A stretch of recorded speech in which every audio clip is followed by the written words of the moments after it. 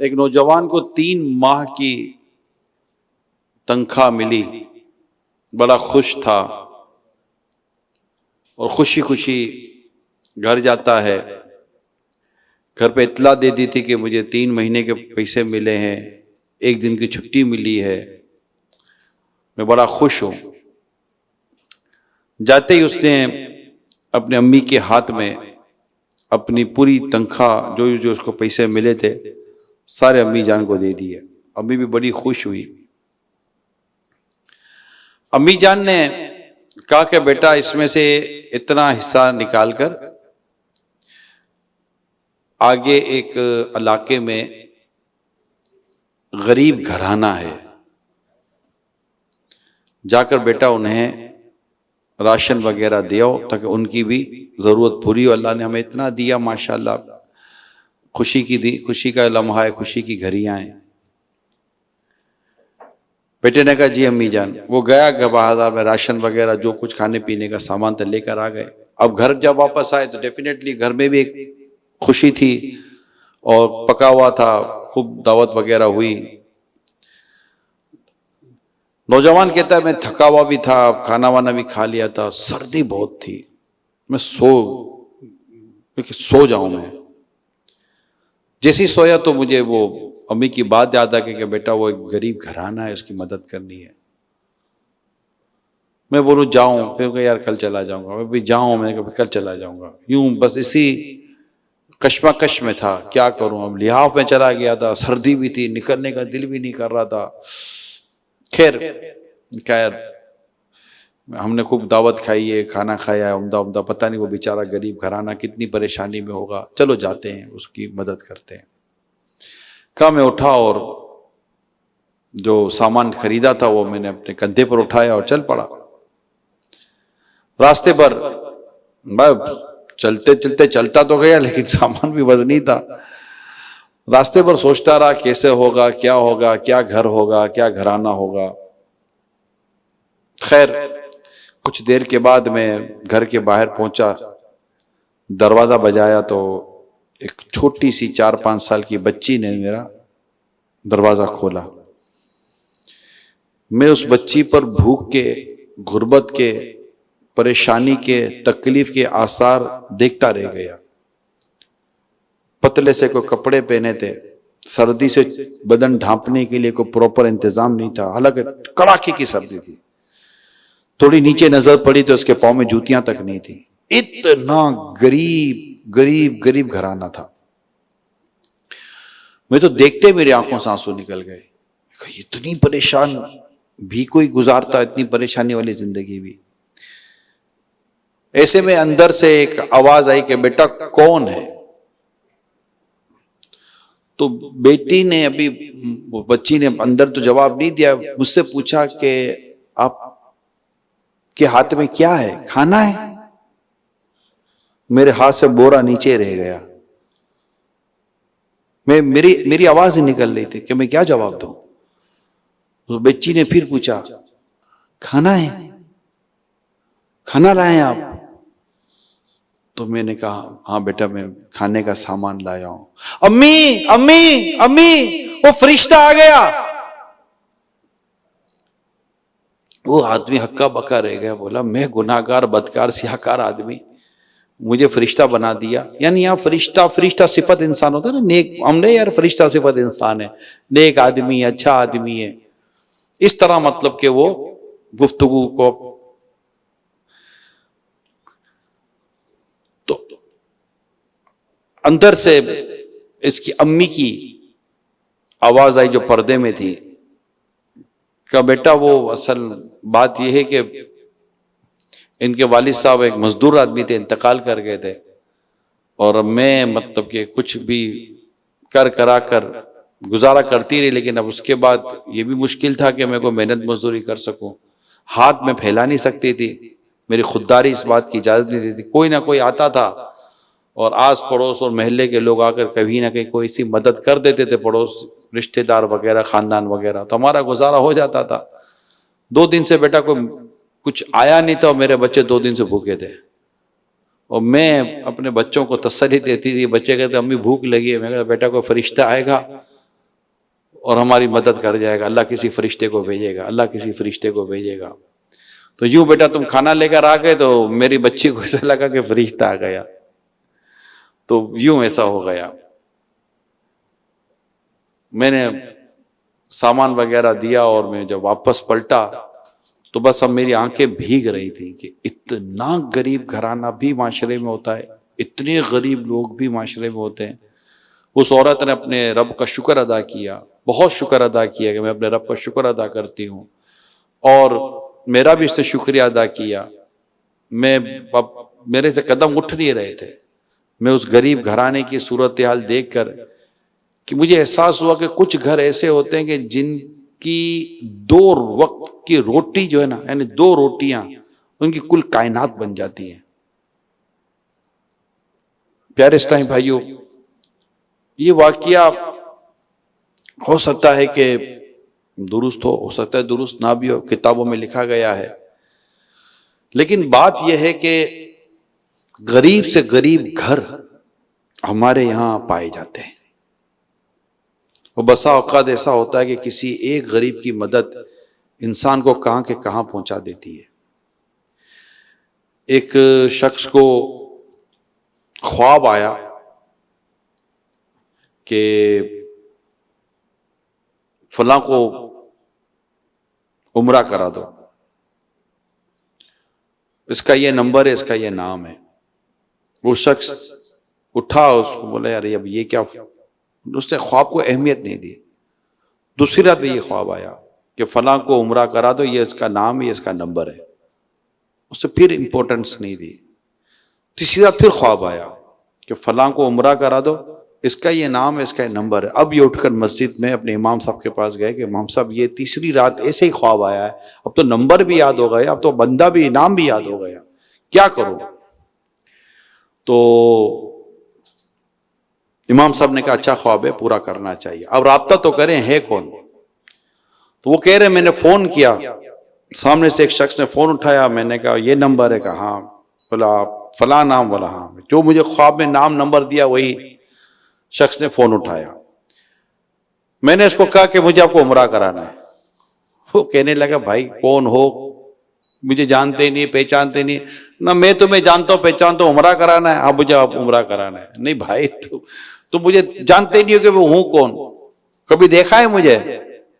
کہ دیکھا نہیں ہے، لیکن بعد میں آپ کو عمرہ کرانا چاہتا ہوں. اب وہ سامنے کہہ رہا ہے کہ کون ہو بھائی، کیوں عمرہ کرانا چاہتے ہو؟ کہ آپ ہاں تو کہہ دیں، مکے مدینے لے کے جانا ہے نا آپ کو، تو عمرہ کرانے لے کے جانا ہے، آنے جانے کا خرچہ میرا، لے جاؤں گا لے آؤں گا سب میرے کو، آپ ہاں کہہ دو. اچھا چلو بھلی بات ہے، آؤ لے جاؤ، یہ میرا ایڈریس ہے. وہ ایڈریس پر پہنچ گیا سارا انتظام کر کے، اور اس کو دیکھا تو واقعی دیکھتا رہ گیا. کہا یار اس کے لیے خواب آیا تھا؟ یعنی وہ آدمی دور دور تک اس کا کوئی دینداری کا یا کوئی ایسا مطلب کہ نمازی ہوگا یا کوئی ایسا ہوگا، کوئی اتا پتہ نہیں تھا، بالکل دین کی مطلب عمل سے دور، دین سے دور، فل دنیا دار جس کو آپ بولتے ہیں، مگر اس کو وہ عمرہ کرانا تھا. خیر اس کو عمرے پر لے گیا، عمرہ ہوا، طواف ہوا، سب کچھ فارغ ہو گیا. فارغ ہونے کے بعد جیسے ہی مسجد الحرام سے باہر نکلنے لگے تو اس نے کہا کہ بھائی تم مجھے لے تو آئے ہو، اب پتہ نہیں زندگی میں کبھی کعبہ دیکھنا، مکہ دیکھنا نصیب ہوگا یا نہیں ہوگا، اگر تم کہو تو میں 2 رکعت نفل پڑھ لوں جاتے جاتے. کہاں پڑھ لو، اچھی بات ہے، بھلی بات ہے. اب وہ اندر گیا نفل پڑھنے کے لیے، باہر ہی نہیں آئے، باہر ہی نہیں آئے، باہر ہی نہیں آئے. وہ باہر کھڑا انتظار کر رہا تھا، بھائی آئے تو ہم جائیں. وہ اندر ڈھونڈنے کے لیے چلا گیا کہ بھائی بندہ کدھر ہے. دیکھا تو سجدے میں. ٹھیک ہے بھائی، اب کافی دیر تک سجدے سے سر ہی نہ اٹھے. پھر جا کر دیکھا، ہلایا تو اس کی روح نکل گئی تھی. وہ تو کعبے کے آگے سجدہ کرتے ہوئے وہ تو انتقال کر گیا. وہ تو اف، یہ کیا خوش قسمتی ہے، یعنی مجھے اس کے لیے بھیجا گیا تھا کہ یہ وہاں جائے اور اس کی روح یہاں قبض ہوگی. اب دکھنے کو تو کچھ بھی نظر نہیں آ رہا تھا. جب اس سے معلومات لی گئی اس کے انتقال کے بعد کہ بھائی یہ کیا ایسا عمل کرتا تھا، تو گھر سے پتا چلا کہ واقعی یہ کوئی ایسا کوئی نیک آدمی جس کو کہتے ہیں، یہ ایسا کوئی آدمی تو نہیں تھا، بے عمل سا آدمی تھا. مگر یہ جب بھی رات گھر آتا نا، جب بھی رات گھر آتا تو گھر کے لیے کھانے کا سامان لاتا اور ایک اور کھانے کا پیکٹ ہوتا جو ہمارے پڑوس میں یہ دروازے کے باہر رکھ کر دروازہ بجا دیتا کہ اور کہتا اس کو اٹھا لینا. اور وہ ایک بیوہ کا گھر تھا، جب دروازہ کھلتا وہ اٹھا لیتی، پردے کے سارے اہتمام وہ کرتا تھا کیونکہ وہ سمجھتا تھا کہ یہ مطلب بے پردگی نہیں ہونی چاہیے وغیرہ، اتنا سمجھتا تھا یہ آدمی. اور وہ مطلب کہ پردے کے ساتھ سارے کام ہوتے تھے، شرعی تقاضوں کے ساتھ جس کو ہم کہہ سکتے ہیں. اور وہ عورت، تو اس کی بیوی کہتی ہے کہ جب وہ عورت کھانا اٹھا کر گھر میں آتی، دروازہ بند کر دیا، ہم آواز سنتے، تو وہ عورت کھانا اٹھا کر دروازہ بند کر کے ایک دعا کیا کرتی تھی کہ یا اللہ اس کا خاتمہ ایمان پر فرمانا اور اچھا خاتمہ فرمانا. مجھے لگتا ہے اس عورت کی دعا قبول ہو گئی. میرے پیارے اسلامی بھائیوں، مدنی چینل کے ناظرین، یہ بھلائی کے کام، یہ نیکی کے کام، یہ مدد کے کام. اب آپ پہلا واقعے پر غور کریں، دوسرے واقعے پر غور کریں. کھانا دیتے تھے، کھانا کھلاتے تھے، غریبوں کی مدد کرتے تھے، حاجت مندوں کی مدد کرتے تھے، ضرورت مندوں کی مدد کرتے تھے، اور انہیں کچھ نہ کچھ پیش کر دیتے تھے. میں آپ کو چند حدیثیں سناتا ہوں. اللہ کے پیارے حبیب صلی اللہ علیہ وسلم نے ارشاد فرمایا،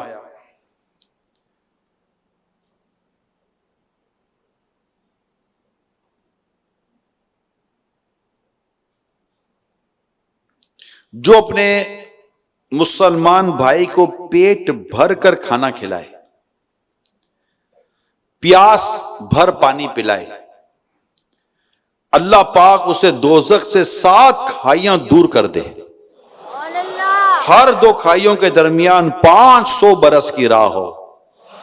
کتنی بڑی فضیلت ہے. ایک اور حدیث سنیے،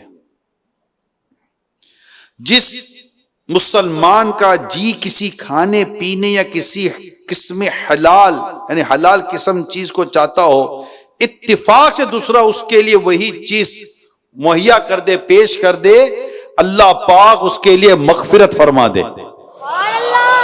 ایک اور حدیث سنیے، جو اپنے مسلمان بھائی کو اس کی چاہت کی چیز کھلائے، اللہ پاک اسے دوزخ پر حرام فرما دے.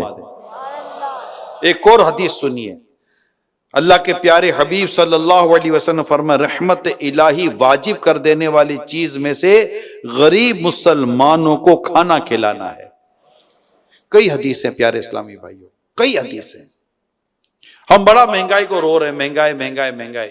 ہمارے چیخنے چلانے سے، بولنے سے مہنگائی کیا ختم ہو جائے گی؟ میں ابھی 2 گھنٹے مہنگائی پر بیان کر لوں تو ایسا ہے نہیں دوپہر کو کوئی جائے گا تو آٹا سستا ہو گیا ہوگا، چینی سستی ہو گئی ہوگی، انڈے سستے ہو گئے ہوں گے، ڈبل روٹی سستی ہو گئی ہوگی، تندور والے نے روٹی سستی کر دی ہوگی. اس کا چانس نہ ہونے کے برابر ہے. اب کریں کیا؟ 2-3 راستے ہیں. مزدوری بڑھا دی جائے، لوگوں کی سیلری اچھی کر دی جائے، اور اس طرح غریب لوگوں کی مدد کی جائے. عام آدمی ہمارے ارد گرد ہیں، ہمارے پڑوس میں، ہمارے رشتہ داروں میں، ہمارے خاندانوں میں، ہمارے محلوں میں، ہمارے شہر میں موجود ہیں. غریب سے غریب سر موجود ہیں جن کے گھر میں ایک وقت کا کھانا جاتا ہے نا. مجھے پتا ہے، میں پرسنل بات کر رہا ہوں، مجھے پتا ہے ایک وقت کا کھانا جاتا ہے نا، گھر میں خوشی کی لہر دوڑ جاتی ہے. ایسے گھر بھی ہیں جو صرف انتظار کر رہے ہوتے ہیں کہ ابھی کوئی کھانا آئے گا اور بچے اور بڑے سب مل کر کھانا کھا لیں گے. ایسے گھر ہیں. ہاں جی، ہمارے شہروں میں گھر ہیں. میں گاؤں دیہاتوں کی بات نہیں کر رہا، غریب سے غریب علاقے دنیا بھر میں. اگر میں اس وقت کراچی شہر میں موجود ہوں، اور ایک شہر ہے، بڑا شہر ہے، دنیا کے چند بڑے شہروں میں سے ایک شہر ہے، کہتے ہیں دنیا کا 7واں بڑا شہر کہلاتا ہے یہ کراچی. دنیا کے کئی ملک کی آبادی کراچی شہر سے کم ہے، اور واقعی مطلب ہے، اور اس سے بڑے بڑے شہر ہیں ہمارے ملک کے اندر. اور اس کے علاوہ دنیا بھر میں جائیں تو بڑے بڑے ملک، امیروں کے ملک، اور بڑی بڑی سرمایہ دار لوگ یہاں موجود ہیں. اور ایسا نہیں کوئی نہیں کرتا، کرنے والے کر رہے ہوتے ہیں. یہاں بات انڈیویجول کی جا رہی ہے، دیکھنے سننے والوں کے لیے کی جا رہی ہے. آپ اور میں کیا کر سکتے ہیں؟ ہم بھی تو اس طرح کسی نہ کسی کے مطلب کہ کفالت لے سکتے، کسی نہ کسی غریب کی. اس میں سارے شرعی تقاضے پورے کرنے ہوتے ہیں. ایسا نہیں ہوتا کہ مطلب بے پردگی ہو رہی ہے، بے شرمی ہو رہی ہے، بے حیائی ہو رہی ہے، عزتوں کو پامال کیا جا رہا ہے، بے عزتیاں کی جا رہی ہیں اور چرچا کیا جا رہا ہے اور ڈھول بجایا جا رہا ہے. کیا نہیں، اللہ کی رضا کے لیے. جو کہتے ہیں نا کہ سیدھے ہاتھ سے دو تو الٹے ہاتھ کو پتہ بھی نہ چلے. اخلاص کے ساتھ نیت اچھی ہونی چاہیے. اور اللہ کے پیارے حبیب لبیب صلی اللہ علیہ وسلم کی دکھیاری امت کی خدمت کا جذبہ دل میں لے کر اللہ کی رضا کے سائے میں بندہ کام کرے اور اپنی حلال روزی سے کام کرے. تھوڑا دے، اللہ پاک مال قبول فرماتا ہے. اچھی نیتوں کے ساتھ ایسے دے کہ زندگی بھر پتہ نہ چلے یار. اخلاص کے ساتھ دے. میرے آقا حضرت امام زین العابدین رضی اللہ تعالی عنہ، ان کے دنیا سے پردہ فرمانے کے بعد، انتقال فرمانے کے بعد پتا چلا کہ یہ خود کتنے گھروں کی مدد کیا کرتے تھے. نہیں بتانے، کسی کو نہیں بتایا. ایسے بھی تو لوگ ہیں نا، اور آج بھی ایسے ملیں گے. زمین ایسے لوگوں سے خالی نہیں ہے مگر کم ہے. اور ہم اگر اپنے بارے میں غور کریں، جو مہینے کے 2000 2500 3000 4000 5000 افورڈ کر سکتے ہیں، ہم ایک ہوٹل کا کھانا لینے کے لیے جاتے ہیں. عام لوگوں کی، میں مڈل کلاس کی بات کروں یا تھوڑے سے اوپر کی بات کروں، تو عام ہوٹل سے کھانا لینے کے لیے جاتے ہیں تو جناب 4-5 ہزار روپے کا تو بل بن جاتا ہے. نارمل پہ 4-5 ہزار روپے کا بل بن جاتا ہے. اگر اس طرح 4-4 5-5 ہزار روپے کا بل ایک فیملی اپنی بچا کر ان غریبوں کی طرف، مدد کی طرف ہاتھ بڑھائے. میں زکوٰۃ کی اس وقت بات نہیں کر رہا آپ سے. ایسے کئی سیلری پرسن ہیں، میں عام لوگوں کی بات، سیلری پرسن ہیں، ان کو پروجیکٹ وائز 10-20 لاکھ روپے ایک پروجیکٹ کے ملتے ہیں. جی ہاں، 2 مہینے کا، 1.5 مہینے کا، 2 مہینے کا پروجیکٹ ہوتا ہے. ایسے کئی سافٹ ویئر انجینئر ہیں اور کئی پروفیشنلز ہیں. میری بات کو کوئی انشاءاللہ تعالی ڈینائی نہیں کرے گا. ان کی سکلز ایسی ہیں، انہیں مل رہا ہوتا ہے. اگر اس میں سے بھی یہ چند غریب فیملیز کو دیکھ لیں، مستحق کو دیکھ لیں اور ان کی خدمت کریں، اور اس میں بھی اگر سیدوں کے گھرانے مل جائیں تو پھر کیا بات ہے کہ جن کے مطلب کہ جن کا ہم صدقہ خار ہے، جن کے نانا جان کا صلی اللہ علیہ وسلم، ان کی اولاد کی اگر ہم اس طرح اپنی اس صاف کمائی سے خدمت کر رہے ہیں اور وہ قبول فرما لیں، یقین مانے دنیا اور آخرت کا بیڑا پار ہے. تو ہم اس انداز پر بھی، یہ مہنگائی سے بچنے کا، یعنی جو ایک پریشانی ہے ہماری سوسائٹی کو، ہمارے معاشرے کو، میں اس سے بچنے کی کچھ 1-2 چیزیں عرض کر رہا ہوں. زیادہ کیا عرض کر سکتا ہوں کہ اس طرح مطلب کہ جو ملازمین ہیں ان کی سیلریز اچھی کی جائیں. کوشش کرے تو انشاءاللہ ہو سکتا ہے. اب سال کے آخر میں دیکھا جناب 20-25 کروڑ روپے ہمارے بچے ہوئے ہیں، 1-2 ارب روپیہ سال کے آخر میں بچا ہوا ہے. آپ نے اس کے لیے اپنے مزید پروجیکٹس آن کر دیے، یہ کر دیے، وہ کر دیے. اگر اسی کو غور کر لیں کہ اس کا 1% سیلری بڑھا دیں عام آدمی کی، آپ کی ویلتھ میں کوئی اتنا زیادہ فرق نہیں پڑے گا، آپ کی فائنینشلی اسٹرینتھ میں کوئی زیادہ فرق نہیں پڑے گا، نتھنگ آپ کا. بلکہ ہو سکتا ہے کہ یہ سیلری اچھی کرنے کی وجہ سے ان غریبوں اور مڈل کلاس افراد کی فیملیز کو خوشحال کرنے کی وجہ سے اتنی دعائیں ملیں کہ آپ کی دنیا اور آخرت کی کتنی مشکلیں آسان ہو جائیں. کئی ڈاکٹر کی فیسوں سے آپ کو کیا پتا کسی کی دعا بچا لے، کئی ڈاکوں کی چوروں کی چوری سے کسی کی دعا بچا لے گی. لوٹ مار کے مال جا رہا تھا، موبائل لوٹنے والا تھا، کسی کی دعائیں آ جائیں گی، انشاءاللہ تعالی یہ بچت ہو جائے گی. اور دنیا اور آخرت کی بھلائیاں ہیں. الدین و نصیحہ، حدیث میں آتا ہے دین خیر خائی کا نام ہے. ہمیں بھلائی کرنی چاہیے. اور آقا صلی اللہ علیہ وسلم کی دکھیاری امت کی خدمت کا درد ہمارے اندر ہونا چاہیے. الحمدللہ دعوت اسلامی AFGRF کے ذریعے کر رہی ہے جو دعوت اسلامی کے ذمہ داران کر سکتے ہیں. اللہ کا شکر ہے. اور ظاہر ہے کہ لوگ دے رہے ہوتے ہیں، کر رہے ہیں، اور دینا ہی چاہیے، روکنا نہیں چاہیے ہاتھ. ہم جہاں تھوڑی سی کاروبار میں تنگی آتی ہے تو ہم اللہ کی راہ میں دینا کم کر دیتے ہیں. ارے بھائی اللہ کی راہ میں بڑھا دو اور خرچہ کم کر دو. یہاں تو اللہ کی راہ میں بڑھاؤ کہ جتنا راہ خدا میں خرچ کرو گے اللہ تعالیٰ تمہیں اور بڑھا کر دے گا.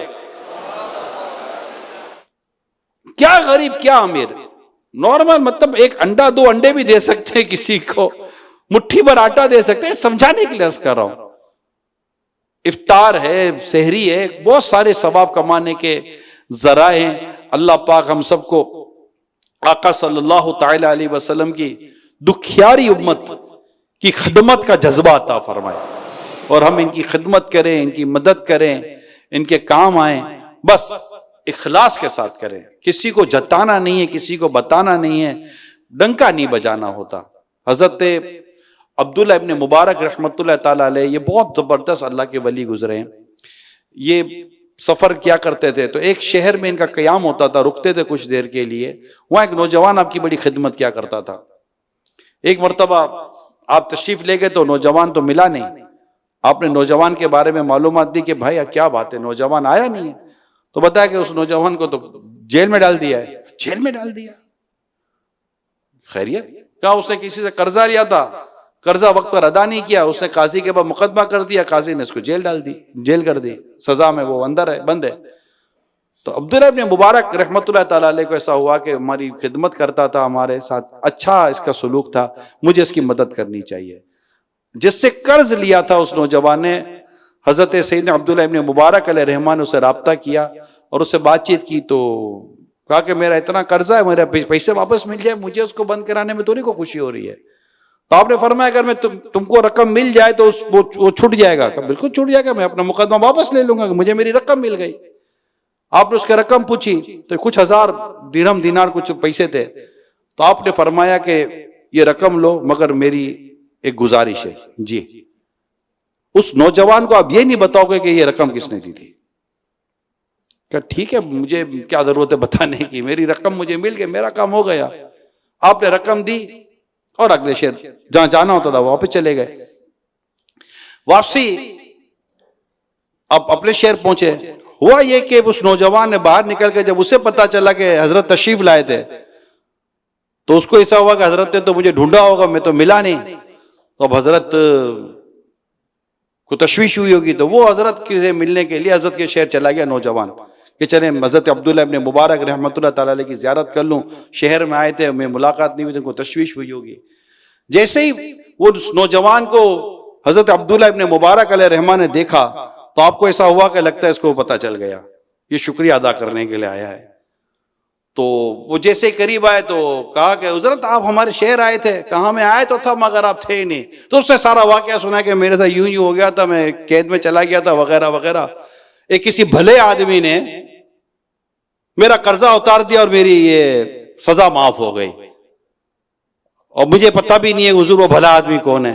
اصحاب حضرت عبداللہ ابن مبارک علیہ رحمہ سامنے بیٹھے ہوئے ہیں، فرما بھی نہیں رہے کہ بیٹا وہ بھلا آدمی میں ہی ہوں۔ نہیں، آپ نے کہا کہ چلو کوئی نہیں، آپ کو نہیں پتا، اس کو دعا دے دو، اللہ اس کو جزائے خیر دے۔ کہا حضور دعا تو میں نے دے دی، اللہ اس کو جزائے خیر دے۔ آخر تک حضرت عبداللہ ابن مبارک رحمۃ اللہ تعالیٰ علیہ نے اس نوجوان کو یہ نہیں بتایا کہ بھائی آپ کی مدد میں نے کی تھی۔ ایسے ایسے اللہ تعالیٰ کے نیک بندے بزرگ گزرے ہیں، تو اللہ ہمیں اخلاص نصیب فرمائے۔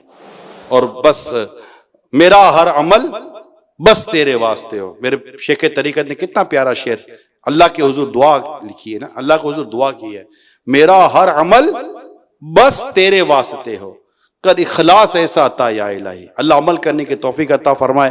صلو علی الحبیب